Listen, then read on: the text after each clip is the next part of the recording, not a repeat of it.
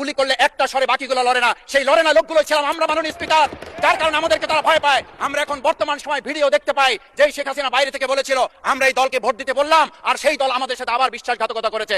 আমরা শেখ হাসিনার বক্তব্য শোনার পর আমরা কাউকে আজকে এখানে বলতে শুনি নাই শেখ হাসিনার ওই বক্তব্য সঠিক নয়, এই মানুষ প্রতারিত হয়েছে, বেইমানি করা হয়েছে।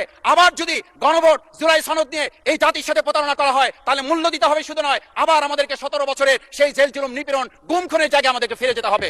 আমি মনে করি পরিষ্কার বক্তব্য, গণভোটের প্রতি সমর্থন না জানিয়ে জুলাই সনদকে যদি আজকে ইগনোর করা হয় তাহলে আমাদেরকে কিন্তু আবার সেই গুম খুনের আয়নাঘরের দিকে আমাদেরকে ধাবিত করা হবে। আমি মনে করি গণভোটের বিরোধিতা করার অর্থ হচ্ছে আমরা আয়নাঘরকে সমর্থন করতে চাই। গণভোটের বিরোধিতা করা মানে হচ্ছে 70% মানুষকে আমরা অন্যায্যভাবে তাদেরকে আবার ধিক্কার জানাতে চাই। আমি এখানে স্পষ্ট বলতে চাই, আপনারা যেমন 51% সমর্থন নিয়েছেন, 70% প্রায় জনগণ কিন্তু গণবিপ্লবের গণভোটের পক্ষে তারা রায় দিয়েছে।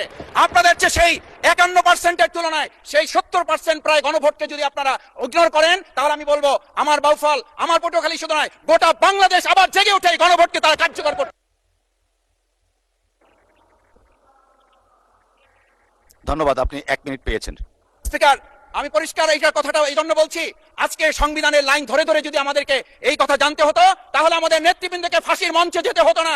আমার মতো ছোট মানুষের কাছে সে সময় ডিজিএফআইয়ের কাছে প্রস্তাব এসেছিল, আপনারা কি চান, মন্ত্রিত্ব চান, দেশ পরিচালনা চান, সবকিছু দেওয়া হবে, শুধু শেখ হাসিনার নীতিতে আপনারা আসেন। সেই নীতি তো ছিল 72-এর সংবিধান, সেই নীতি নিয়ে আজকে কেন এখানে এত কথা বলা হচ্ছে?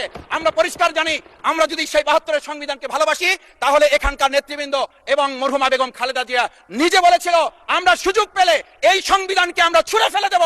সেই সংবিধানের প্রতি আজকে বর্তমান সরকারি দলের কেন এত প্রেম জাগ্রত হয়েছে এটা বাংলাদেশের মানুষের জানার অধিকার আছে।